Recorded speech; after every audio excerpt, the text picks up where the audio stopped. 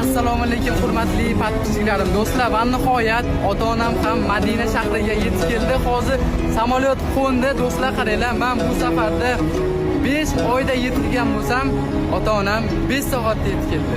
5 soatda hozir Madina shahriga yetib keldi samolyotda. Inshaalloh hozir ota-onam kutib olamiz. Onamga so'z ochganda ko'z yoshlansa, davralarda dunyolardan gap boshlansa, ota-onam boy deb emas, ota-onam bor deb quvon.